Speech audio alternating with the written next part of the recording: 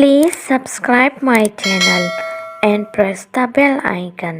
सुंदरवंश के जंगल में टूनी चिड़िया अपनी सहेली बबली कबूतर और गौरी कौवे के साथ रहती थी। अचानक एक दिन जंगल में बारिश शुरू हो गई।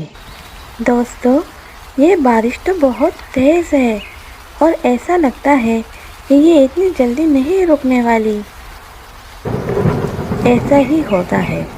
वो बारिश लगातार 3 दिन होती है और इनके घोंसले भी इसमें बह जाते हैं।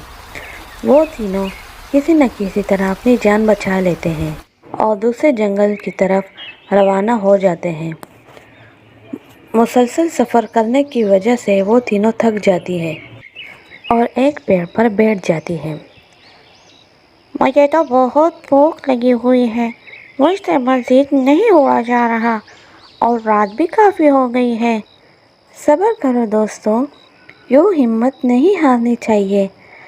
यहाँ रात गुजारना किसी ख़तरे से खाली नहीं है। वो तीनों बातें कर रहे होते हैं कि इनकी नज़र एक घर पर चली जाती है। वो देखो, किसी पक्षी का घर है, चलो वहाँ जाकर मदद मांगते हैं। वो तीनों इस घर के करीब चले जाते हैं और दरवाज़ा बजाते हैं तो अंदर से एक बूढ़ी पक्षी बाहर आती है। कौन है इस वक्त और क्या काम है? जी, हम मुसाफिर हैं। पास वाले जंगल में झाड़ आने की वजह से हमारे घर सारे बह गए और हम अपनी जान बचाकर आए हैं। हमें दूसरे जंगल जाना है, वहाँ बारिश इतनी ज़्यादा नहीं होती, पर तूफान की वजह से हमसे उड़ा नहीं जा रहा। क्या आप हमें आज रात अपने घर रहने देंगी? हाँ हाँ, क्यों नहीं। इस तरह वो तीनों बूढ़ी के घर चले जाते हैं।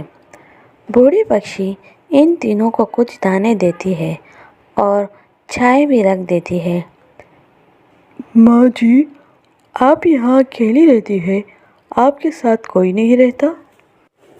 बेटा, मेरा भी अच्छा खासा परिवार था, पर कुछ शिकारी आए हुए थे और मेरे आंगन को उजाड़ कर चले गए। आखिर इनको क्या मिला? हमें बहुत दुख हुआ ये सुनकर। अल्लाह आपको सब्र दे। वो तीनों थकान के पास सो जाते हैं।